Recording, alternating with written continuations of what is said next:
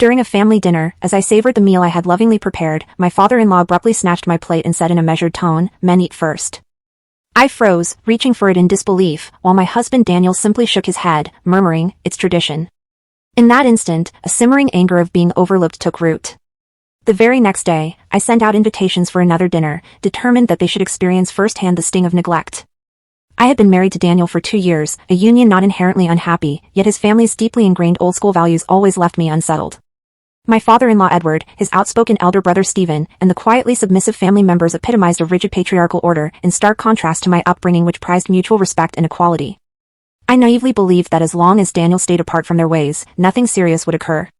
On that ordinary Saturday, I enthusiastically prepared a lavish spread: roast chicken, creamy mashed potatoes, vibrant vegetables, and golden cornbread, each dish arranged with artistic care as an unspoken invitation for appreciation. Yet, as everyone settled at the table, Edward unexpectedly seized the plate I had set for myself, passing it to Stephen and bluntly declaring, "You'll eat after the men." In that moment, I felt as if struck by lightning, and though my indignation surged, I chose silent resistance. Throughout the meal, I remained seated, my eyes alight with indignation, silently noting each family member's reaction. Daniel maintained a calm, almost imploring look that urged me not to disrupt the ritual, while I internally began plotting my subtle retribution. The next day, I invited them over again, this time serving a banquet of prime rib, garlic-infused butter shrimp, creamy scalloped potatoes, and freshly baked bread. As the men once again began to serve themselves first, I rose and deliberately snatched their plates, handing each over to the women with a calm yet firm remark, "Ladies, you eat first." In that moment, the atmosphere in the room froze, a blend of shock and a quiet awakening filled the air. After the dinner, amid a kitchen laden with untouched dishes, Daniel softly asked, "What exactly are you trying to achieve?" I replied evenly, challenging him on the long-hidden inequities within our home, not merely an insult to me, but a blatant disregard for all women's worth. Soon after, a tense phone call from Edward further escalated the situation.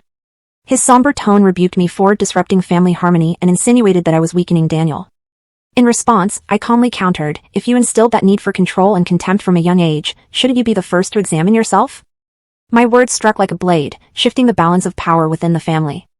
In the days that followed, I witnessed cracks emerging throughout our home. The once compliant women began to muster the courage to defy, and Daniel, in the quiet of many late nights, revealed his doubts about the old ways. Even Anna, Daniel's sister-in-law, summoned the strength to file for divorce, determined to break free from her long-held chains. In that moment, I realized that we were all fighting for genuine equality. Late into the night, as Daniel and I sat together in reflective silence, a newfound understanding emerged. True change begins with the courage to confront. I told him that I was fighting not only for myself but for every woman forced into silence. Though the future remained uncertain, our decision resonated powerfully. It was not merely a rebellion against tradition, but a declaration of freedom and dignity.